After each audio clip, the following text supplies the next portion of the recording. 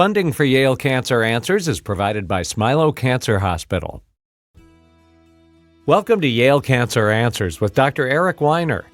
Yale Cancer Answers features conversations with oncologists and specialists who are on the forefront of the battle to fight cancer. This week it's a conversation about breast cancer with Dr. Rachel Greenup. Dr. Greenup is an associate professor of surgical oncology and chief of breast surgical oncology at the Yale School of Medicine. Here's Dr. Weiner. First, could you just tell us a little bit about you? Where are you from and how'd you wind up at Yale? Yeah, so I was born and raised in Milwaukee, Wisconsin. I have two parents who are physicians. They did their medical training in Wisconsin, and ultimately my mother ended up in Connecticut. My father remained in Wisconsin, so I split my childhood between the two states. I did my medical training in Wisconsin, my fellowship at Dana-Farber, Brigham and Women's, and Mass General Hospital in Boston in 2012, which is where you and I first met, and then was recruited to Duke, where I spent 8 years as faculty prior to coming to Yale in February of 2021. And when was the last time you did anything but breast cancer clinically? Over a decade ago. So I finished general surgery training in 2011 and then did a dedicated subspecialty fellowship year of breast surgical oncology and have done breast cancer care ever since. So I think we're going to start with the clinical questions. Can you tell us a little bit about your role in the care of a woman with breast cancer? Where does the surgeon come in? The surgeon obviously plays a pretty prominent role since virtually every patient who has anything but the most advanced forms of breast cancer oftentimes sees a surgeon from the very beginning. Yeah, so it's as many of our listeners may know, any care of any cancer patient requires a team approach, and breast cancer is no different. We really need and lean on surgeons, medical oncologists, often radiation oncologists, but the surgeon's role is really to, for lack of a better word, usher our patients into the care of these patients. It's not uncommon for women with breast cancer to meet their surgeon first and hear about their diagnosis from their surgeon prior to meeting other members of the team. Fortunately, in the U.S., most breast cancer is diagnosed at an early stage, and often that means that women learn of their breast cancer after hearing that their screening imaging, either mammography and or ultrasound, was abnormal. They're referred to a breast surgeon, and either through a biopsy done in breast imaging or in the operating room, they hear about their diagnosis. The surgeon in major academic centers often will see patients alongside other members of the cancer team, and in many hospitals and community centers across the country will see patients independently and then make referrals to subspecialty members of the team for adjuvant therapy after surgery. And so the surgeon has often been described as kind of the navigator of the breast cancer team. But that landscape has certainly evolved as treatment sequence has changed over the last decade or so. And just to give people some perspective on the magnitude of the problem, how many cases of breast cancer are there each year in the U.S.? So in the United States, we know that women with breast cancer, there's over 200,000 women diagnosed every year. That averages to be about 1 in 8 women diagnosed during her lifetime, assuming women live to a median age of 80 or so. Unfortunately, almost 95% of those patients present at stages that are curable, and those are patients that will meet at some point a surgeon as part of their care. And that doesn't even include the patients who have what is often called ductal carcinoma in situ, which is in some people's mind a precancer, in other people's mind cancer, but it is cancer cells that remain within the ducts themselves and have little potential to spread elsewhere. Correct. Although those patients still oftentimes very much feel like they have cancer, given the fact that they have breast surgery, they often have radiation, and sometimes they receive hormonal therapy to lower the chance that there'll ever be a recurrence of that problem.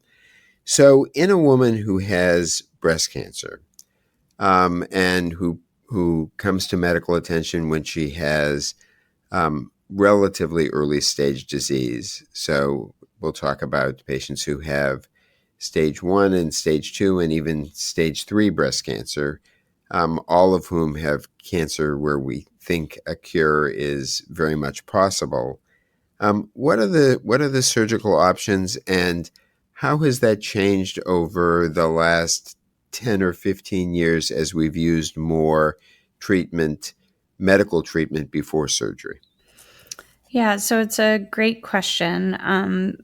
The historic treatment for breast cancer back in the day was mastectomy for everybody. And then the early trials. And if I can just interrupt you for a second, there was a time now more than half a century ago when that mastectomy was a pretty debilitating operation. Is that correct? Correct. The term radical mastectomy unfortunately included removal of all the lymph nodes and the muscle, which really impacted women's function, their cosmesis, and their quality of life. In the mid to late 1970s, 2 trials were launched by a surgeon named Bernie Fisher, and they compared the safety and the survival of a woman who underwent a mastectomy, and at the time it was a radical mastectomy, as we referenced, compared to keeping their breast through what's called breast conservation, where women had the tumor removed through a lumpectomy, and the remaining breast tissue was radiated. And we now have very good long-term follow-up data showing that the survival is the same. For a woman to be eligible for a lumpectomy, they have to have a tumor that's small enough to remove while also leaving a healthy amount of residual breast tissue. So certainly if the tumor encompasses more than, let's say, 30 or 40% of the breast, that can really impact women's cosmesis, and radiation can be difficult. Women still have an option of mastectomy. And then increasingly, we've seen a trend nationally where women have elected for double mastectomy, which includes removal of the healthy breast, also known as contralateral prophylactic mastectomy. I think the science continues to support that there's no survival or medical benefit in having healthy breast tissue, either the affected side or the unaffected side removed, assuming that women don't have genetic mutations or a hereditary cancer syndrome such as BRCA, which most women with breast cancer do not hold those mutations. But we do really have thoughtful discussions with women and account for their preferences and values as they make individualized treatment decisions. And why do you think this bilateral mastectomy, double mastectomy approach has become somewhat more common over the past really 10 or 15 years? It's a really good question, Eric. And certainly there are a lot of theories around why. I think certainly reconstruction has improved dramatically, and there is data that improved symmetry is a rationale or a reason that women choose to have both breasts removed. So the final cosmetic outcome can be improved from a symmetry standpoint. Many of our patients discuss the phenomenon of having improved peace of mind. Women talk a lot about not wanting to worry about another cancer over their lifetime. And certainly, young women who have many years ahead feel more strongly about that. We know that when Angelina Jolie came forward with her justifiable decision for bilateral mastectomy in light of a BRCA mutation, we did nationally see an uptick in the number of women pursuing that surgical approach. But our current science is really trying to better understand that. And myself and my collaborator, Shoshana Rosenberg from Cornell, who you know well and mentored during her time at Dana-Farber, are enrolling into our trial named Consider to really understand how women under 45 are making surgical decisions to better support women and provide more accurate and informed information to improve decision quality long term.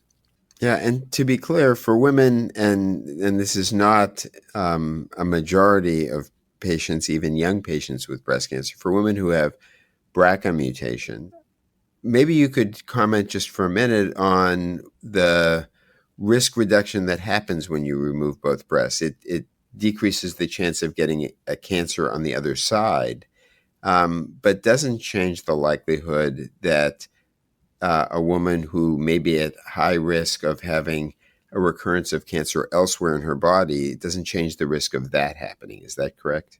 Correct. And that's conceptually not an easy thing for patients and their families to understand. The idea that breast tissue turned into cancer and therefore removing both of the breasts will reduce the risk of a new cancer from developing is correct. However, I often say to women and their families, we unfortunately worry far more about the cancer you have now coming back somewhere else in your body than a cancer you might develop on the opposite side coming back to be life-threatening, in part because we're watching these women so closely.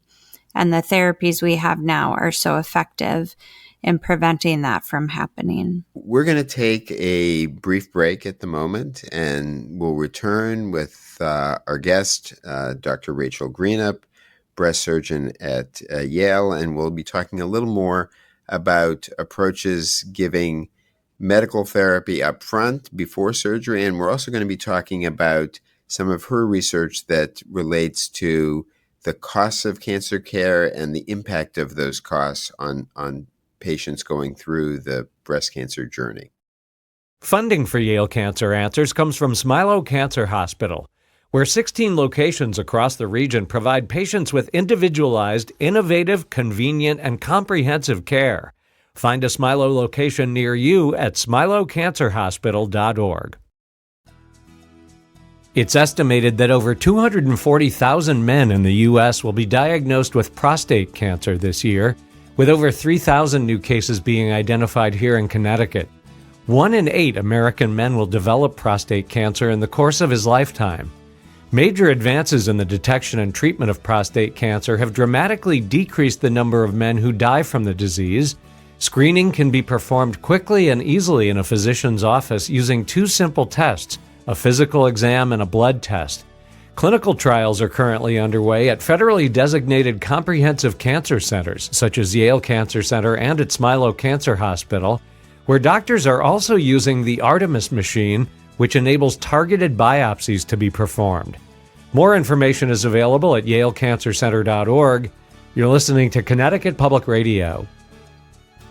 Good evening again. This is Eric Weiner with Yale Cancer Answers. I'm here this evening with my guest, Dr. Rachel Greenup.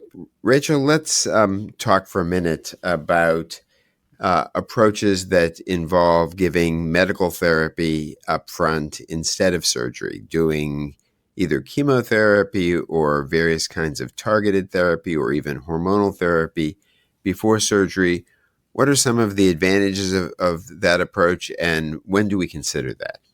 Yeah, so the approach of giving preoperative or pre-surgical chemotherapy or endocrine therapy is called neoadjuvant therapy, and the goal of that is multifold, but initially those treatments were pitched by surgeons with hopes to downsize a tumor in the breast to reduce the size of tissue that surgeons needed to resect, so that women who might need mastectomy could go from needing their breast removed to becoming eligible for lumpectomy, meaning that if we could shrink a tumor by giving chemotherapy before surgery, women could have smaller volumes of tissue removed to improve their cosmesis, or women who might not be great candidates for breast conservation would have their tumors downsized to become eligible for lumpectomy.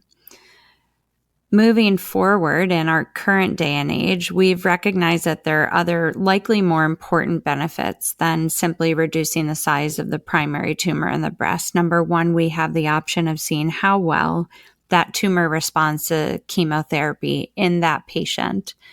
It allows us to identify the small population of women who still have residual disease after chemotherapy for our medical oncologist to select out which women might need additional adjuvant therapy. And it can also allow us opportunities to downstage lymph node involvement, which can help us avoid extensive lymph node dissections under the arm and ultimately reduce the risk of lymphedema, which is a long-term and can be a devastating side effect for women having breast cancer surgery. And in many ways, that lymph node surgery is one of the more difficult parts of the whole breast cancer operation. Am I correct? Correct. And it is something that for our patients, when the lymph nodes are resected and we disrupt those lymphatic pathways that drain the fluid from the arm back to the heart, the arm and the soft tissue of the arm can get swollen, and women's arms can feel heavy. They can get swollen. They can have difficulty fighting infection. And for many women, they can report difficulty with routine use of the arm, and that can be a very difficult side effect to manage long term. So the less lymph node surgery we can do, the lower likelihood of that occurring. And when women present to us with bulky lymph node involvement, the opportunity to shrink that down and do less is very promising for our patients. Sure. And I think the fact that we now often, not always by any means, often give medical therapy or neoadjuvant therapy up front, I think underscores the importance for a patient of seeing a surgeon and a medical oncologist and often a radiation oncologist from the get-go. And those visits are often all happening on the same day. I know that you are very committed both in the clinic when you're seeing individual patients, but also in terms of helping women in general with breast cancer by conducting research. You're committed to making sure that the experience is as good as it can be. Nobody, of course, ever wants cancer. Nobody ever wants breast cancer. But if one has it, there are clearly steps we can take to try to minimize how challenging it is. We'll talk about finances in a minute, but could you comment about the importance of the relationship between the doctor and oftentimes the nurse or nurse practitioner or physician assistant and the patient, and how the quality of those relationships can have an impact on a patient's overall quality of life? Yeah, I feel really strongly about being present for our patients and meeting them where they are. I think that healthcare in general is intimidating. Hearing you have a life-threatening diagnosis is overwhelming. For even our patients who have medical background or prior experience navigating complex systems, the intensity of multiple visits, facing a series of important decisions, multiple appointment scans, waiting for data, waiting for results, can be really overwhelming. And knowing that you can trust your team, knowing that you can access your team, knowing that your team is speaking to you in a way that you can understand, in a way that your family can process, knowing that if you forget what they said, you can reach back out to them, is all a really important part of what we do.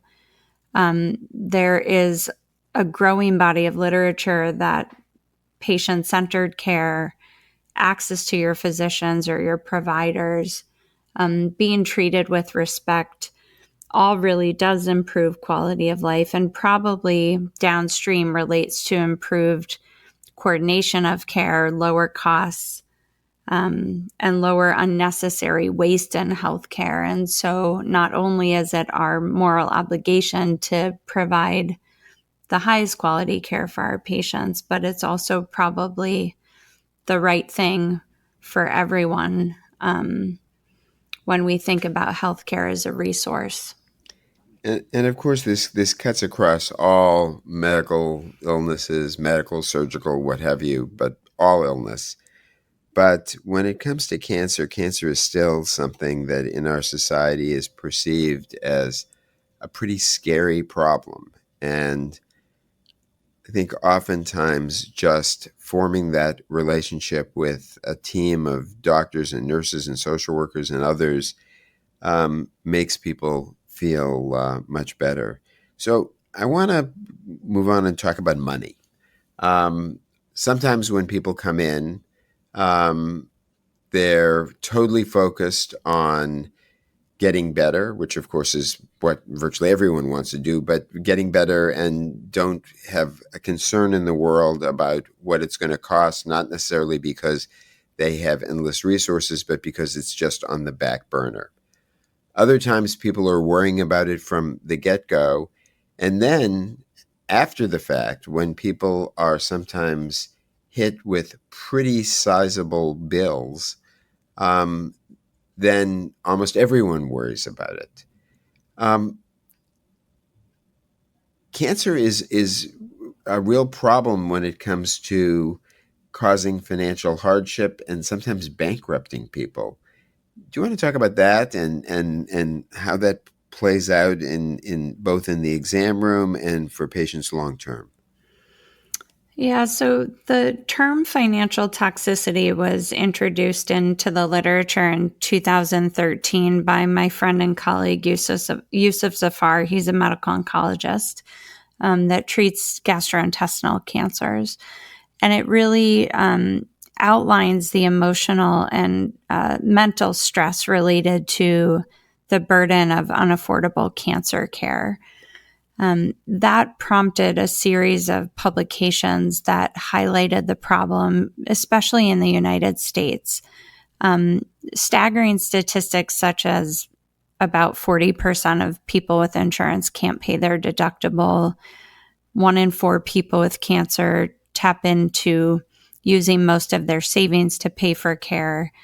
Minority patients, especially our Black patients, are disproportionately at risk of financial harm.